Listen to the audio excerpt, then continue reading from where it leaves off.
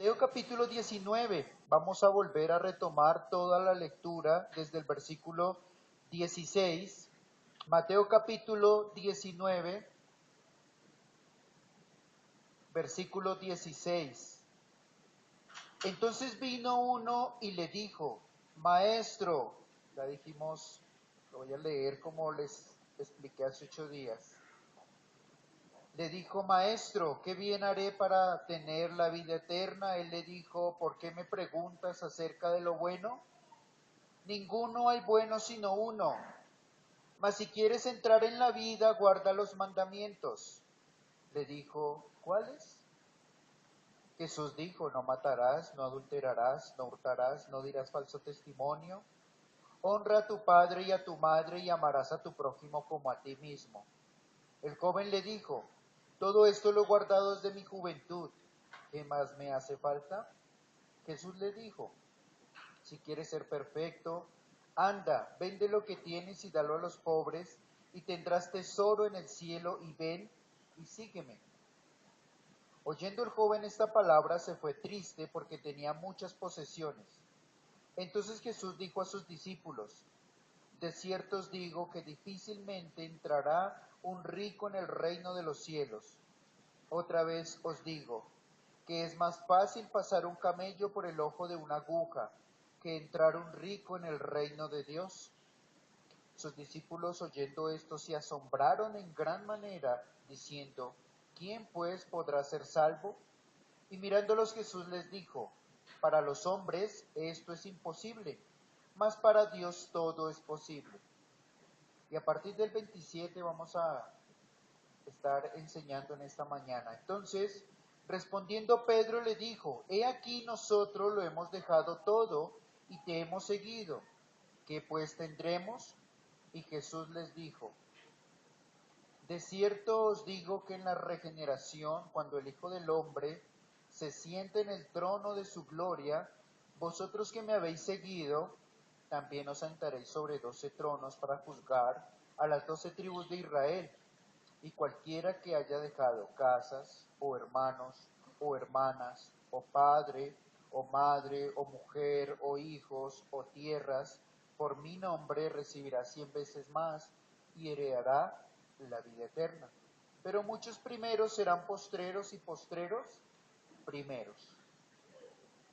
Miremos el Evangelio paralelo en Marcos, Marcos capítulo 10.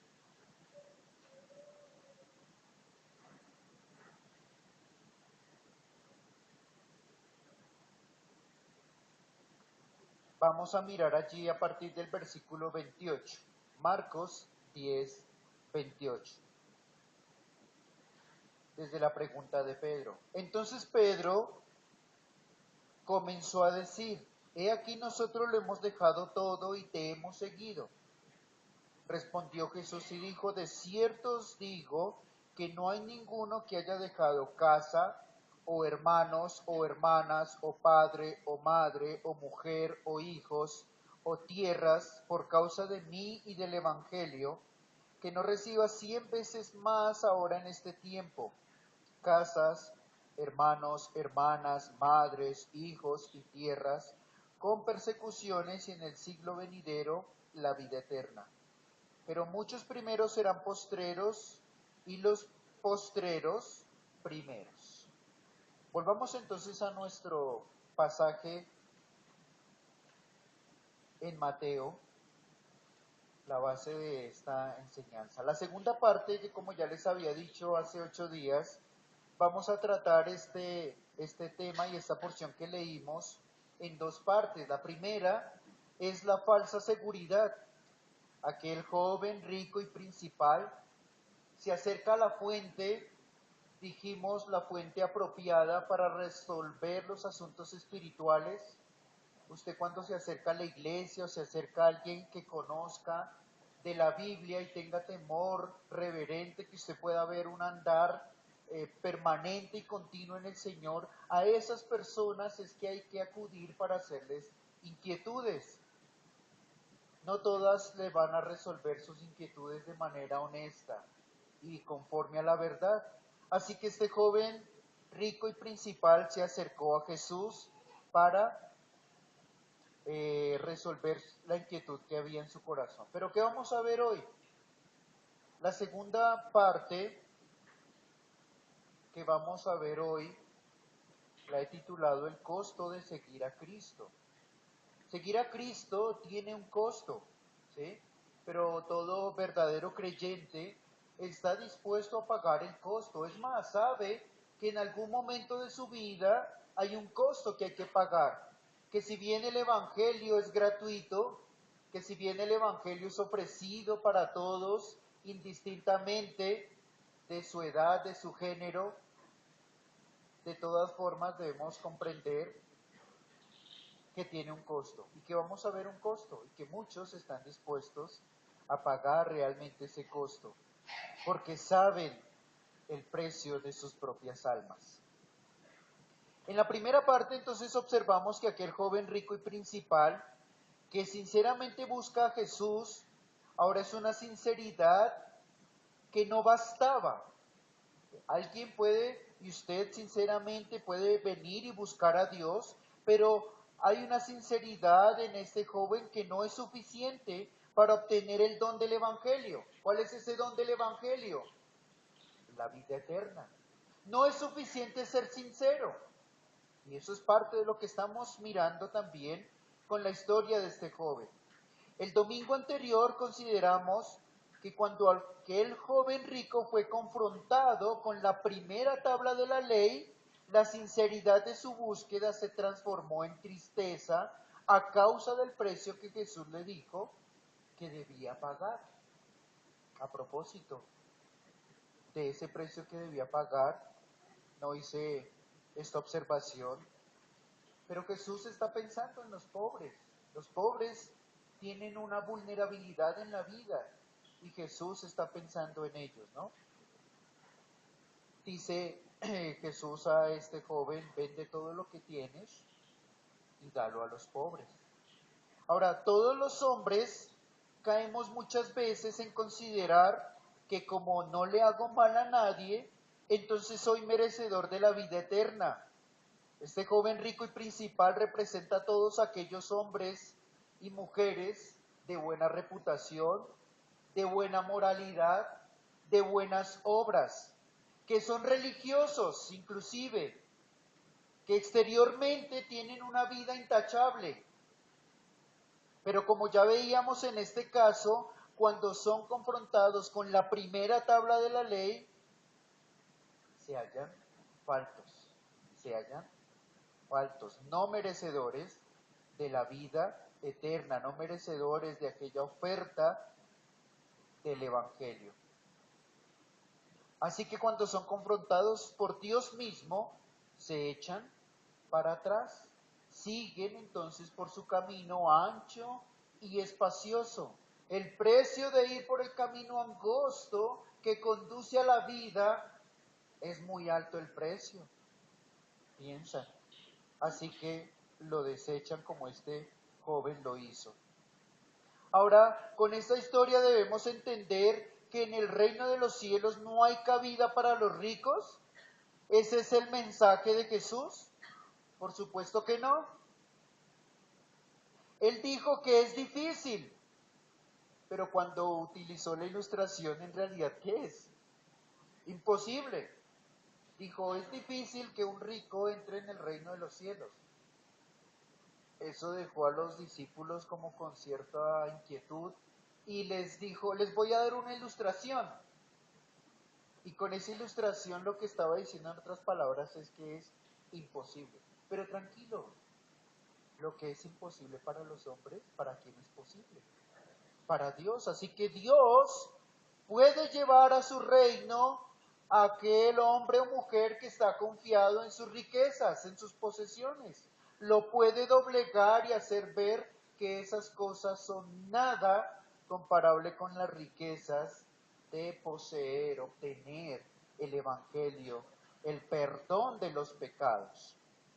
Ahora, quiero decirles aquí, hermanos, que hay una base sobre la cual todos los hombres, para todos los hombres es imposible la salvación. Hay una base común para todos los hombres. que hace que la salvación sea imposible, que obtener la vida eterna sea imposible. Y esa base es la herencia que recibimos de Adán. Todos en Adán, ¿qué? Hemos pecado. Todos en Adán recibimos desde el vientre de nuestras madres esa herencia de pecado, esa contaminación de pecado. A la luz de la Biblia voy a utilizar dos imágenes que la Biblia usa para referirse al hombre pecador. Una de ellas es el esclavo que vive simplemente bajo el deseo de su señor, de su amo. Y ese amo es cruel y despiadado, así que ese esclavo solamente hace obras de pecado. Hay otra imagen en la Biblia que se refiere a los hombres pecadores. Es la imagen de muerto. Efesios 2.1 nos dice, Pablo, refiriéndose a los creyentes, Él los dio vida cuando estabais como muertos en vuestros delitos y pecados. La imagen del esclavo la encontramos en Juan 8:34. De cierto os digo que el que hace pecado, esclavo es del pecado. Así que hay una base sobre la cual la salvación es imposible para todos los hombres, ricos, pobres, hombres, mujeres, niños, adultos. Todos estamos bajo esta base de imposibilidad de ser salvos. Pensemos en el esclavo. El esclavo necesita pagar un precio inalcanzable para salir de su estado. Recordemos ahí en el Mateo la historia de los dos deudores. Uno de ellos debía una enorme cantidad. Más o menos nos decía el hermano 1 tonelada de oro, hermano Wilson, era más o menos el cálculo de la deuda de este hombre. ¿En cuántas vidas tendría que vivir ese hombre para pagar esa deuda sin derecho a vestirse, sin derecho a comer, sin derecho a placer alguno, para pagar esa deuda? Así el esclavo necesita, si quiere salir de su estado de esclavitud, tiene que pagar una deuda que es inalcanzable para salir de su estado de esclavitud. Ahora, ¿qué me dicen de la figura del muerto? Háblele un muerto, testifíquele un muerto. ¿Tiene sentido? Para nosotros no tiene sentido, pero para Dios sí. Porque nosotros estábamos muertos y Él nos dio vida cuando estábamos muertos en nuestros delitos y pecados.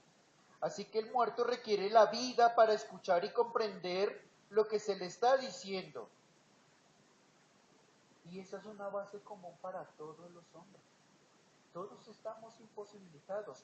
Pero lo que nos muestra este pasaje es que además de la base anterior, hay un obstáculo mayor en el sentido humano. ¿Cuál es ese obstáculo también?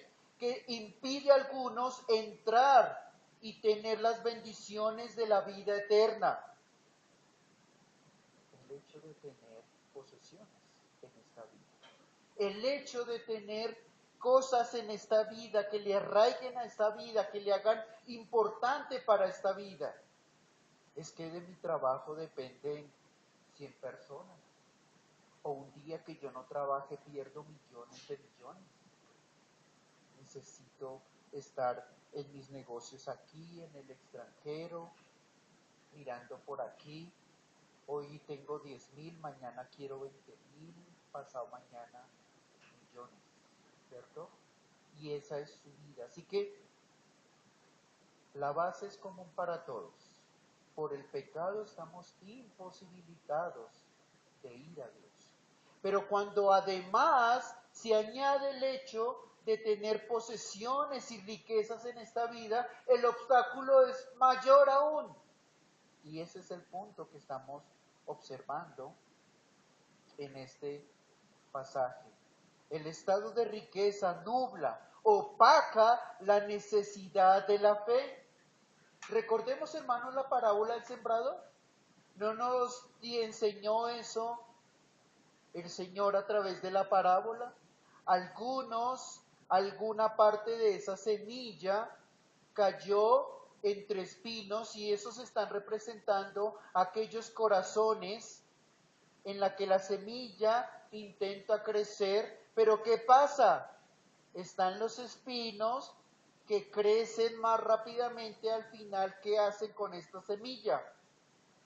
La ahogan, la ahogan. Y Jesús está diciendo que este ahogo es a causa del afán y el engaño de las riquezas. Por eso entonces algunos empiezan, pero el afán, el engaño de tener un peso más y el control que sobre sus hombros reposan por hacer que su vida progrese y sus empresas y sus bienes acá le ahogan y le hacen volver atrás. Sin embargo, vamos a concentrarnos ahora en el corazón de los discípulos. En los corazones de los discípulos hubo gran asombro en este escenario. Cambiamos, ¿cierto? Es un escenario ahora donde los discípulos están escuchando a Jesús, están meditando, pero les causó gran asombro estas palabras de Jesús. Ahora, los ojos de Jesús se trasladan ahora a sus discípulos. Los ojos de Jesús, mientras estuvo conversando con aquel joven rico, estuvo mirándolo a los ojos. El Evangelio de Marcos dice, le amó. Aquí ahora Jesús vuelve su mirada hacia sus discípulos. Y en Marcos usa una expresión que demuestra que va a dirigirse con mucha ternura y afecto hacia sus discípulos, porque Marcos les dice hijos. Yo recuerdo a Jesús diciéndole a sus discípulos amigos, ¿sí? Mis escogidos. Pero hijos, ¿cuántos pasajes podemos recordar de los evangelios que Jesús se dirija hacia sus discípulos como hijos? ¿Sí? Marcos es el que trae esos detalles especiales en esas narraciones y se nota ese corazón de parte del Señor, compasivo para con los suyos. No quiere dejarlos estar, como muchas veces he dicho, sin entendimiento de las cosas que conciernen al reino de los cielos. Así que Jesús mira a sus discípulos, quienes han generado un murmullo, y entonces preguntan, después de razonar un poco, si el obtener la vida eterna es renunciar a todo bien material, entonces, ¿quién puede ser salvo? Tal vez razonan ellos. ¿No trabajan los pobres para salir de su pobreza y obtener riquezas y un mejor estilo de vida? Y si es así, entonces se están condenando. ¿Alguno de pronto dentro de los discípulos está pensando, yo he seguido al maestro, pero no he dejado mis propiedades, entonces debo salir inmediatamente, correr y venderlas para así obtener la vida eterna? ¿Qué interrogantes están surgiendo en la vida de los discípulos? Nadie entonces puede ser salvo. Ahora, la respuesta de Jesús mirándolos a los ojos trae gran consuelo para ellos y para nosotros también. Para los hombres esto es imposible, pero para Dios es posible. Toda la salvación del hombre caído es posible, desde el principio hasta el fin, solo por el poder de Dios. Pues aún la fe que es demandada en el Evangelio es provista ¿por quién? Por Dios. La fe es un don de Dios. Los discípulos entonces son fruto de lo imposible para los hombres, pero de lo posible para Dios, que escucharon su llamado, recibieron la fe y están siguiendo al Maestro. Dos cosas vamos a tratar sencillas hoy. La primera es la pregunta de Pedro y segundo la respuesta de Jesús. ¿Cuál es la pregunta de Pedro? Pedro sigue razonando sobre el asunto y con la personalidad que lo caracteriza, entra en escena para hacer una afirmación acompañada de una pregunta. Pedro afirma algo pero detrás de esa afirmación hace una pregunta. ¿Cuál es la afirmación que hace Pedro? En el versículo 27. La afirmación de Pedro es: he aquí, nosotros lo hemos dejado todo y te hemos seguido. ¿Cuál es la pregunta? ¿Qué pues tendremos?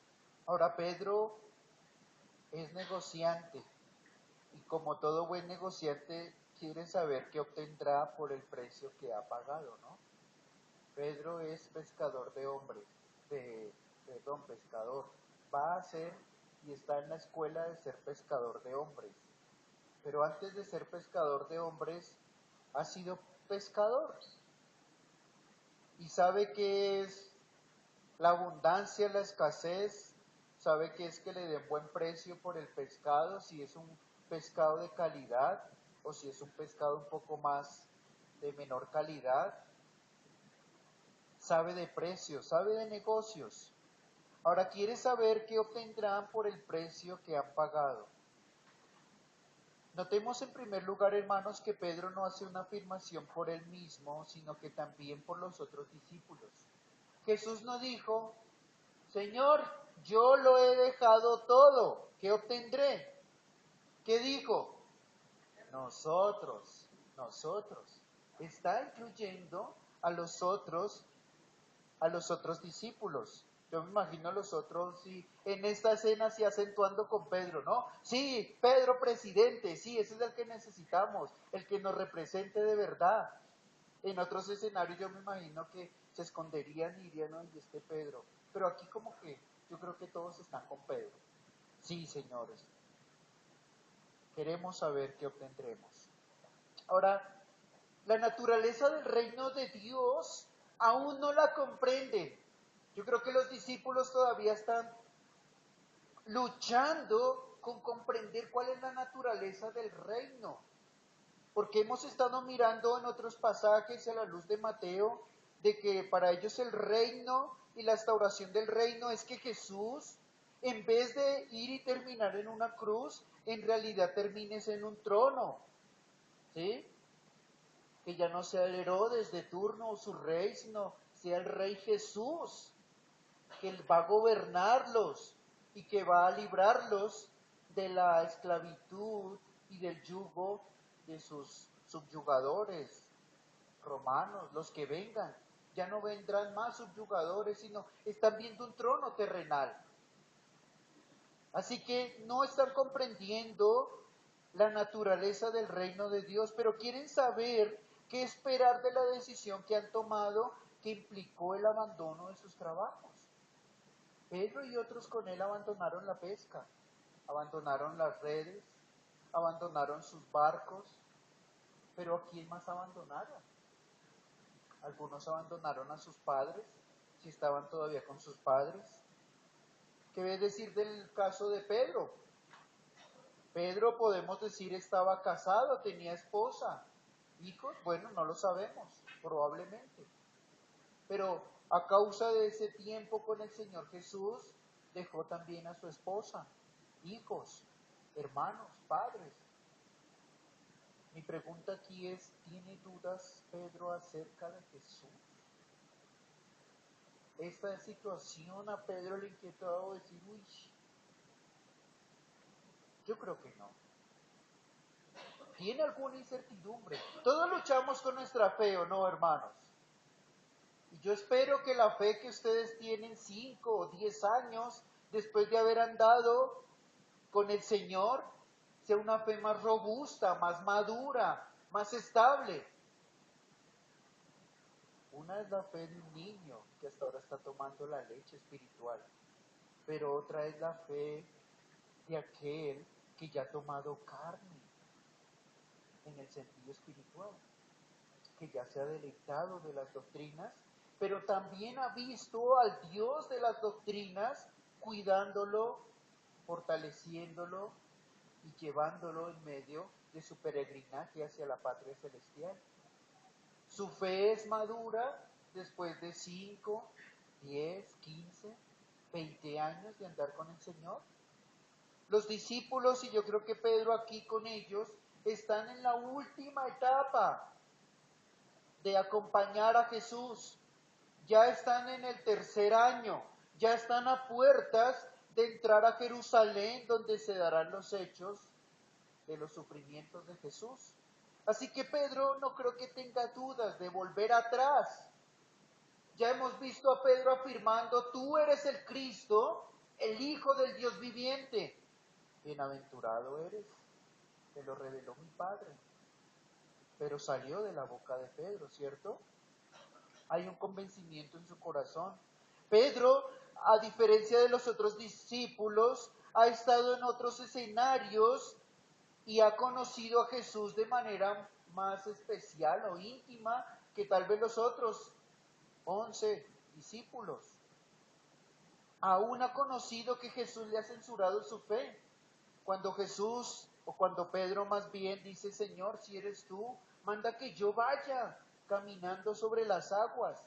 Y él va caminando sobre las aguas, vienen los vientos, viene el movimiento, se siente aturdido. Señor, sálvame. Jesús extiende su mano, le saca: hombre de poca fe, ¿por qué dudaste?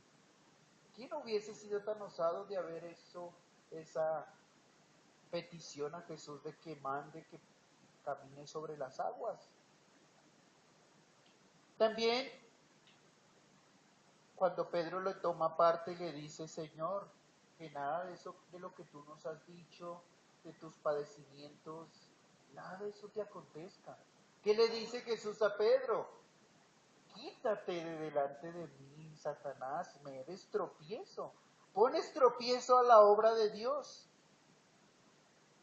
Así que Pedro es como uno de nosotros que lucha con su fe. Cada vez que se enfrenta a algún pasaje o alguna afirmación de la palabra de Dios que lo confronta, que nos confronta.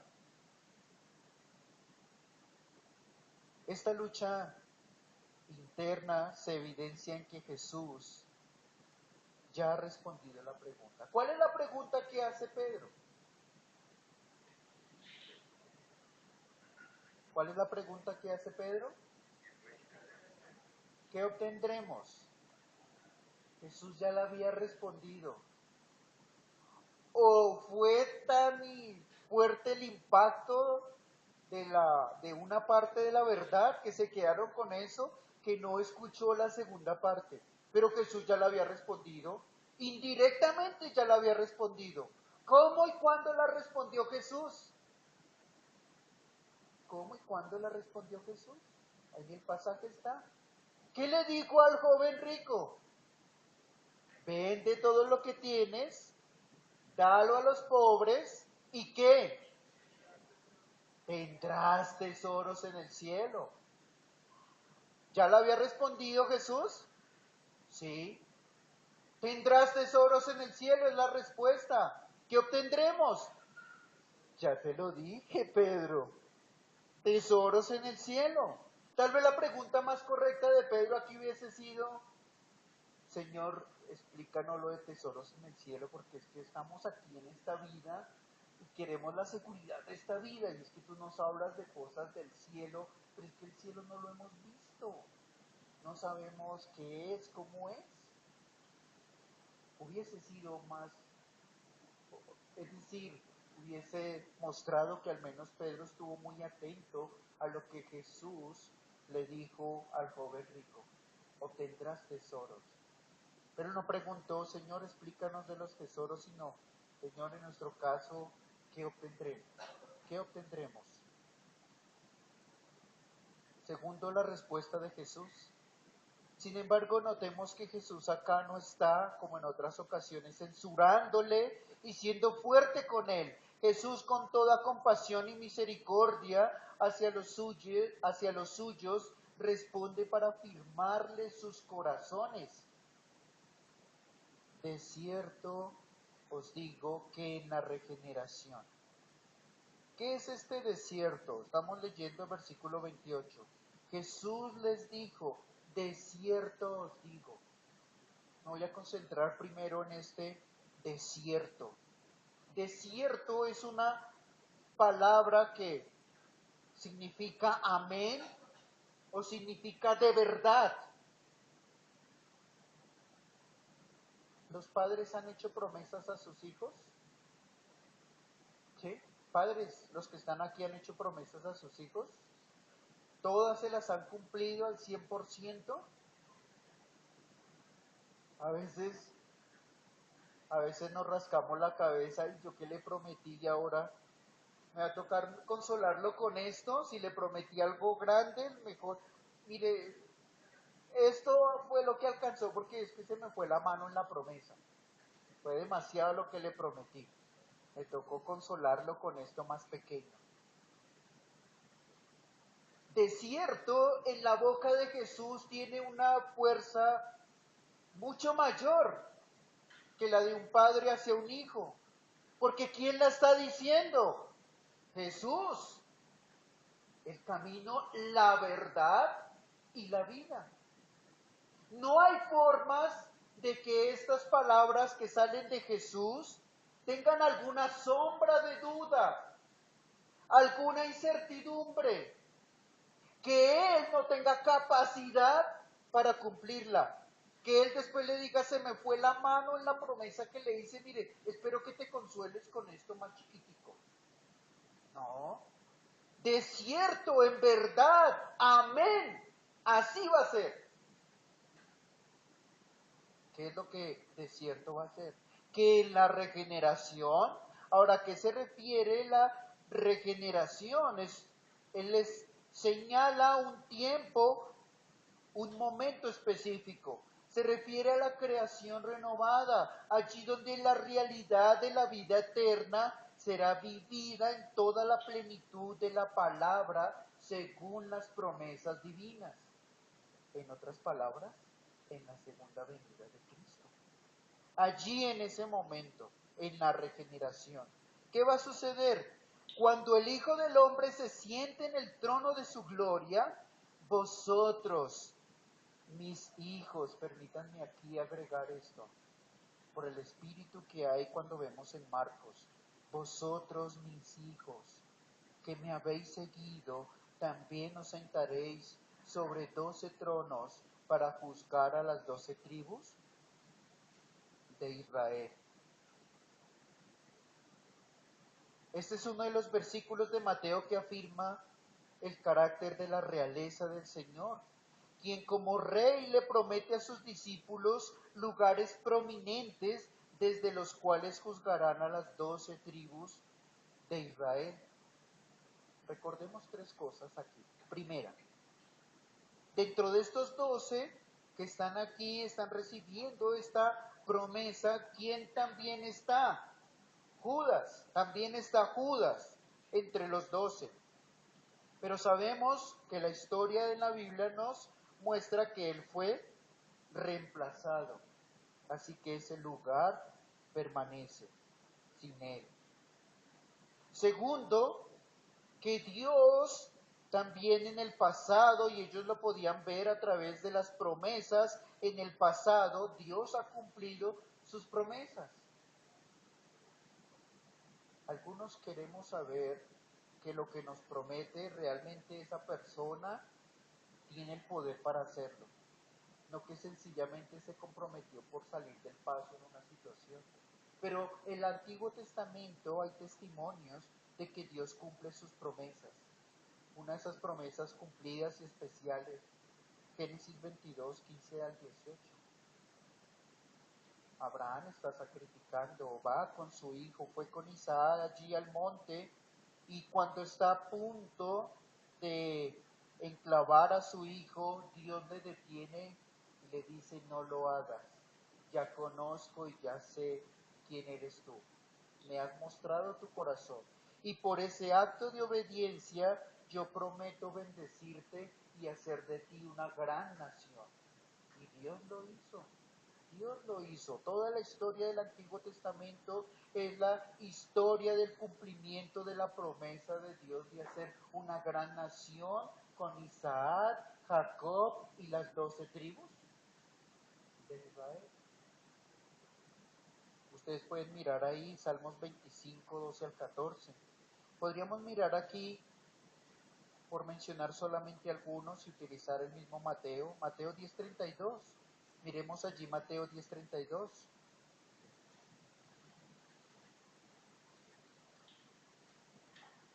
A cualquiera pues que me confiese delante de los hombres, yo también le confesaré delante de mi Padre que está en los cielos. Qué gran consolación para todos aquellos que han sufrido, sufrirán persecución por anunciar el nombre del Señor, pero saben que tienen esa seguridad de que Jesús les confesará delante de su Padre. El versículo 41 también del capítulo 10, el que recibe a un profeta por cuanto es profeta, recompensa de profeta recibirá, y el que recibe a un justo por cuanto es justo, recompensa de justo recibirá. Mateo 11, 28 al 30. Venid a mí todos los que estáis trabajados y cargados, y yo os haré descansar. Llevad mi yugo sobre vosotros, y aprended de mí que soy manso y humilde de corazón, y hallaréis descanso para vuestras almas, porque mi yugo es fácil y ligera mi carga. Este es el yugo fácil y ligero que Jesús quiere poner sobre sus discípulos. No un yugo donde se sientan con miedo, con temor, de que depositó su fe, pero que en algún momento como que están dando en un vacío, como que el camino se acabó y como que esto era todo, o como que se me olvidó hacer un sacrificio más antes y por eso el camino se detuvo. ¿Cuántos no hemos experimentado el descanso del Señor con estos versículos? Llevad mi yugo sobre vosotros. Vengan a mí los que están trabajados, yo os haré descansar. Ahora en tercer lugar, volviendo a nuestro pasaje, y podríamos observar muchísimas promesas de su cumplimiento en la Biblia, pero el tercer lugar es el hecho de que Jesús hace una promesa que es exclusiva para ellos, para los 12. Una promesa para esos que durante 3 años le han seguido. Ahora esto corresponde, o el juicio que menciona allí sobre los 12 tribus de Israel, corresponde a todos los elegidos de los israelitas o a todos los elegidos de los judíos y gentiles. Pues no lo sabemos. Creo que el punto aquí es el hecho de la seguridad que Jesús le da a sus discípulos. Ustedes que me han seguido tendrán un lugar de honor cuando yo venga y me siente en mi trono. Ustedes estarán cercanos y me ayudarán a ejecutar o llevar a cabo juicio. Lugares honoríficos para ellos. Versículo 29. Aquí es donde entra la promesa para nosotros, hermanos. Y cualquiera que haya dejado casas, o hermanos, o hermanas, o padre, o madre, o mujer, o hijos, o tierras por mi nombre, recibirá 100 veces más y heredará la vida eterna. En primer lugar, hermanos, versículo 29, la palabra mujer o mujer. ¿Alguno ha pensado dejar a su mujer por causa del reino de los cielos? Pues quiero decirles que mujer no está en el original, así que no se hagan planes ni ilusiones. ¿Sí? La palabra mujer ni en Mateo ni en Marcos aparece, pero sí aparece en Lucas. ¿Eso qué quiere decir? En realidad Jesús sí lo dijo. ¿Sí? Que lo haya omitido Mateo y Marcos no quiere decir que no lo haya dicho. Pero aquí está omitido en Mateo, es decir, y cualquiera que haya dejado casas, hermanos, hermanas, padre o madre, o hijos, o tierras por mi nombre, recibirá 100 veces más y heredará la vida eterna. Es la promesa que corresponde a todo aquel, entre ellos nosotros, que también a causa del reino de Dios hemos renunciado a propiedades en este mundo, mencionadas aquí como casas o terrenos, o las riquezas en términos generales, o a relaciones familiares, hermanos, padres, hijos. ¿Sí? Aquí era donde vuelvo a tomar las palabras iniciales. Todos los creyentes, los que están aquí, de una u otra forma, en pequeño o, o un grado mayor, han renunciado a algo por causa del reino de los cielos. Sea alguna riqueza, sea alguna posición, sea algo que le hubiese dado una identidad en este mundo y para esta vida. O tal vez no por ese lado, pero a causa de su fe en el Señor, su relación con sus padres o con sus hermanos cambió. Ya la comunión con sus padres no es la misma, o con sus hermanos, o con sus primos, o con sus tíos. Cuando lo llaman y lo invitan a usted a una reunión familiar, usted ya se rasca la cabeza, ¿cierto? El reino de los cielos, y a partir de conocer al Señor, he entrado a otras relaciones familiares, que es las relaciones de sangre, pero esa sangre de Cristo que nos hace sus hermanos y miembros los unos de los otros. La promesa para todo aquel que de alguna manera ha perdido lazos de seguridad al renunciar a sus bienes o sus lazos familiares es que recibirá 100 veces más esa bendición por el precio que ha pagado. Ahora, si usted me pregunta, eso quiere decir que si yo, hablando monetariamente, di 10,000 pesos al reino de los cielos, entonces Dios me va a dar 1,000,000 de pesos. ¿Sí? ¿Eso está esperando, hermano? Dios le va a bendecir, eso es certero, eso es seguro, eso es desierto, eso es amén. ¿Cómo? Yo no sé. Pero que la promesa es cierta, es cierta. Dios le ha de bendecir a usted que inclusive ha sacrificado lazos familiares por el camino del Señor y ha sido fuerte esa pérdida. Es que usted desde que está en esa iglesia ni más. Pues es duro, pero es que aquí es donde me siento que estoy en mi nueva familia y verdadera familia.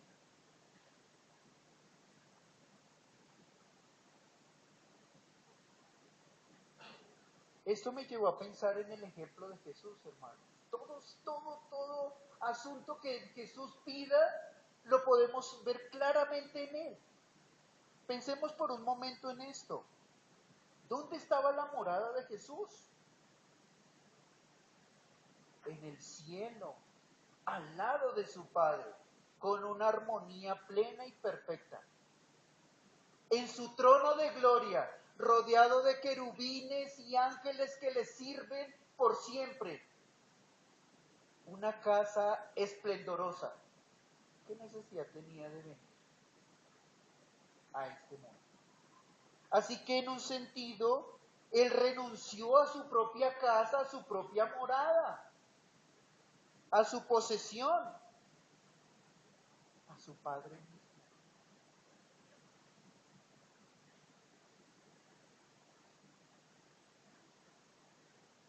Una vez alguien se acercó a Jesús y le dijo: Señor, te seguiré a donde quiera que vayas. ¿Cuál fue la respuesta del Señor? Quiero decirte que las zorras tienen guaridas, ¿sí? Tienen sus nidos. Ellas van, salen, buscan su alimento, pero buscan siempre al finalizar la seguridad de su guarida. Pero el Hijo del Hombre, ¿qué? No tiene donde recostar su cabeza. Yo no sé dónde voy a dormir hoy, mañana, la próxima semana. ¿Quieres así seguirme? ¿Bien? ¿No? Gracias, Señor. Pero estoy seguro, hermanos, que a Jesús no le faltó casa donde hospedarse. ¿O ustedes lo dudan? ¿No hubo mujeres y hombres dispuestos a recibirlo en su casa con sus discípulos en las aldeas y ciudades que él visitó? Yo estoy seguro que sí. Muchas puertas fueron abiertas para hospedar al Señor Jesús, quien tenía una mansión gloriosa y se despojó, pero tuvo una casa también aquí.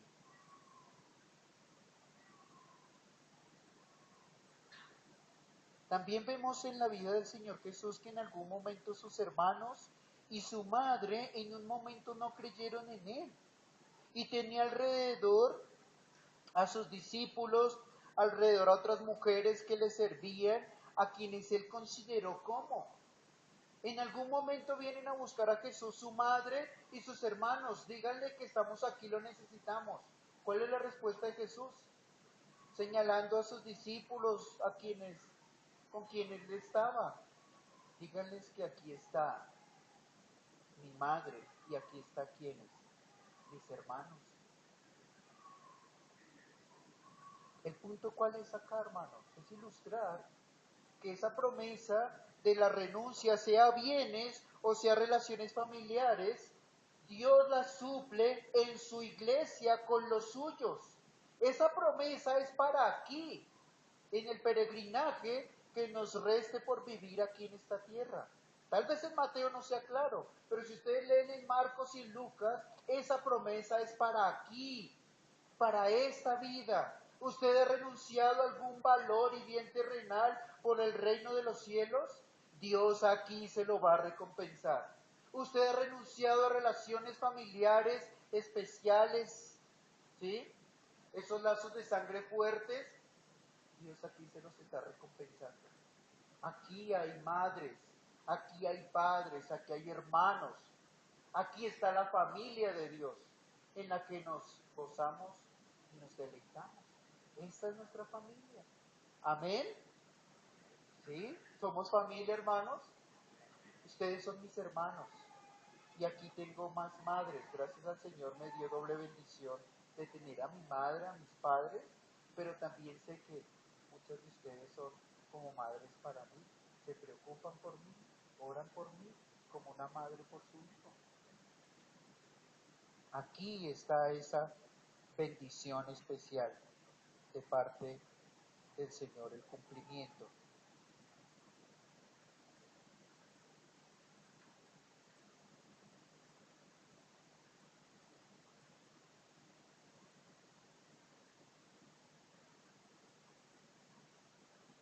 ¿Qué tan arraigados estamos aquí, hermanos? Durante estos 3 domingos he estado, tal vez, no quiero abusar de esto de la ilustración, pero muchas historias vívidas han venido a mi mente leyendo estos pasajes, también al leer los relatos de George Muller. Ya lo terminamos de leer, pero quiero leer un pasaje que creo que apunta una situación que apunta muy especialmente a esto que estamos hablando sobre la renuncia. Porque tal vez usted el conocimiento que tiene de George es un hombre de fe que por medio de la oración Dios le suplía todo. Y eso es así. Pero hay hombres detrás de ese hombre que hicieron unas obras que el mismo George se impresionaba. Y esa es una de las que quiero leer. Dice esta parte que el día 17 de diciembre de 1835, después de cenar, George se sentó a la mesa de su despacho y sacó su diario forrado en piel. Lidia jugaba a sus pies mientras él sumergía su pluma en el tintero y escribía. Lidia, su hija. Esta tarde otro hermano ha traído un tendero, 3 vestidos, 4 delantales, 6 pañuelos, 3 colchas, una manta, 2 aleros de estaño, 6 tazas de latón y 6 cucharitas. También trajo 3 chelines y 6 peniques que 3 amigos le obsequiaron. Además, me dijo que una persona quería enviar la suma de 100 libras esterlinas. Esto es mucha plata. El escenario es que George está comenzando a fundar los orfanatos en Inglaterra. Por la tarde, el mismo hombre regresó con más cosas, incluidos 16 dedales para la costura, una plancha, un azucarero, 4 peines y las 100 libras prometidas. El hombre contó el dinero para entregárselo a George, pero esta vez, en vez de alegrarse, George se disgustó cuando supo quién lo había donado. Una pobre solterona que vivía en una pensión. George sabía que la mujer solo ganaba aproximadamente 3,5 chelines a la semana haciendo trabajos de costura. Habría necesitado al menos 12 años para ganar estas 100 libras que estaba donando. Durante toda la noche George se revolvió en la cama pensando en la solterona. ¿De dónde había sacado el dinero? ¿Qué le ocurriría si lo necesitaba más adelante? ¿Comprendía ella lo que estaba haciendo? ¿Se había dejado guiar por las emociones en vez de pensarlo bien? A la mañana siguiente, George sabía lo que tenía que hacer. Dobló con cuidado las 100 libras esterlinas y las introdujo en el bolsillo de su chaleco. Mary, es la esposa, anunció desde el umbral de la puerta. Tengo que hacer una visita. Volveré en cosa de 1 hora. A los 15 minutos, George llamó a la puerta de la pensión de la solterona. Al preguntar por la anciana, el portero le invitó a ponerse cómodo en el salón mientras iba a buscarla. 1 o 2 minutos después que el visitante se sentara en el sofá, la solterona entró en aquella habitación. Espero que no le importe que yo traiga mi costura. Anoche me retrasé un poco, dijo ella. En tanto George se levantaba para saludarla. En modo alguno, replicó George. No le quitaré mucho tiempo. Vine a hacerle una sencilla pregunta. ¿Puede reconsiderar el regalo del dinero que envió usted para el orfanato? 100 libras esterlinas es mucho dinero para cualquiera. Y para usted, pues, bueno, George se esforzó por decirlo de la manera más amable. Si Dios la bendijo con ese dinero, quizá debe guardarlo para cuando necesite, dijo George sacando el dinero del bolsillo. Es un regalo muy generoso, pero no quiero aprovecharme de su generosidad. George sonrió con aire de disculpa y puso el dinero sobre la mesa. Pero, señor Müller, comenzó diciendo la solterona, al tiempo que dejaba la costura sobre el regazo. Usted no lo entiende. Yo quiero dar ese dinero. He recibido una herencia de 480 libras esterlinas de mi padre. Le he dado a mi madre 100 libras, otras 100 para el nuevo orfanato y el resto he pagado las deudas que dejó mi padre. Estoy muy contenta de lo que he hecho con el dinero. Puede que no lo entienda usted, dijo George, percibiendo que no iba a ninguna parte. ¿Cómo podía aceptar tanto dinero de una persona tan pobre? Señor Müller, no quiero contradecirle, pero creo que le entiendo perfectamente, dijo la mujer en tono serio. El Señor Jesús derramó hasta la última gota de su sangre por mí. ¿No debo yo entregarle a él todo el dinero que tengo? Es más, me sobran 5 libras y he decidido entregárselas también para que las reparta entre los miembros más pobres de la capilla. Los ojos de George se humedecieron. No pudo decir nada más que gracias. Llegó a la pensión en busca de respuestas y las encontró. La solterona donaba el dinero porque le placía en su corazón, no porque se sintiera manipulada, por nada ni por nadie. Gracias, dijo George al salir de la habitación. No le doy las gracias solo yo, porque no me ha dado el dinero a mí. Se lo ha entregado a los huérfanos de Bristol. Dios bendiga su generosidad. La solterona aceptó el cumplido. Solo espero que Dios me permita hacer más donativos antes de que muera, añadió la mujer.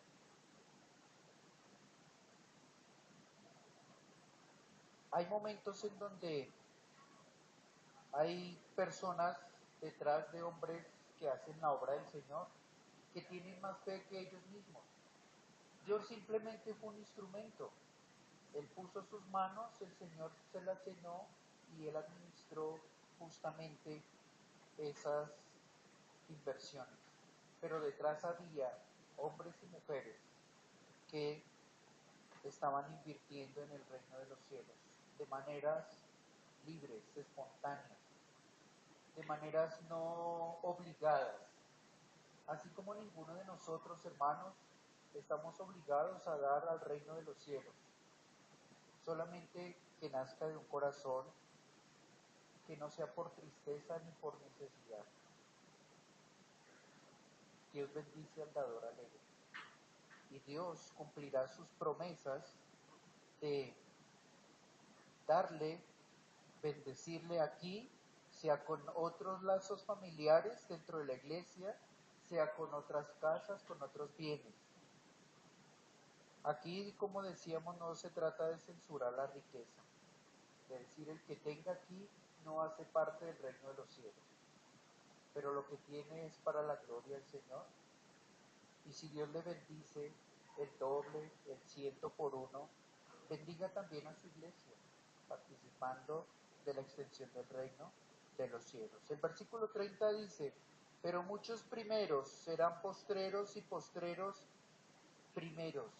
Y va a acompañar el Señor Jesús una parábola que solamente y únicamente está registrada en el Evangelio de Mateo. No la encontramos ni en Marcos ni en Lucas para ilustrar este punto que está enseñando acá a sus discípulos. Pongámonos de pie, hermanos.